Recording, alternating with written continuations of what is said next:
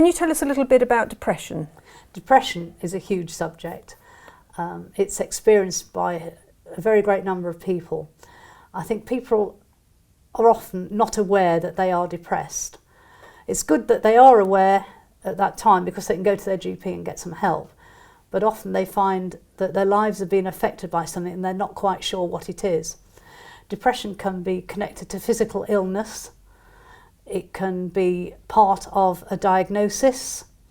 It can be a change in home circumstances. It can be a result of bereavement or loss of any sort. It can be a relationship issue. In short, it's anything that people aren't coping with can lead to depression. For example, in the workplace, you knew that a colleague was going through a difficult point in their marriage, for example, and they seemed to be very unhappy. Right. What would you recommend you do at that point? I think I would take them aside, the traditional quiet room, confidential atmosphere, and say that you've noticed that things were different for them. Could you help with anything? And hope that they would talk about this. It would really depend on what they felt they were coping with. If, as you say, it was difficulties in a relationship, not necessarily marriage, it could be a relationship with a parent or a child, they would perhaps feel that they just weren't coping with the situation as well as they could. Maybe their self-expectation was too high and they weren't meeting it, and that would make them feel, you know, depressed in any way. There's mild to moderate depression, or there's a really severe depression, and that requires a very precise psychological or psychiatric diagnosis. But mild to moderate depression is really common, and there are a great number of people who have a low level of depression all of the time. It can spike with issues that arise, and if they're dealt with, then that spike will go back down.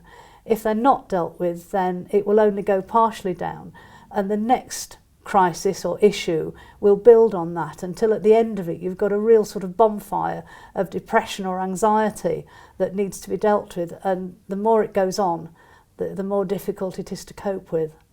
In some cases where if the depression is due to a specific happening, for example, like you say, a problem going through a rough patch and rocky patch, as they call it, in a marriage, is it quite common for if that issue is resolved, for the depression to go away completely without any treatment, or is it something that may linger? I think it very much depends on the individual and how well the situation has been resolved. Some people feel that because depression has been linked with that issue, it will automatically be linked with the next thing, and that's not the case, not necessarily so. Much depends on how well this has been dealt with and where it's left people at the end of dealing with this issue. If they've been in counselling, for instance, it may have identified other areas that are needed, but if they're coping with it on their own, then they may feel a line has been drawn and they can get back to what they would call normal life.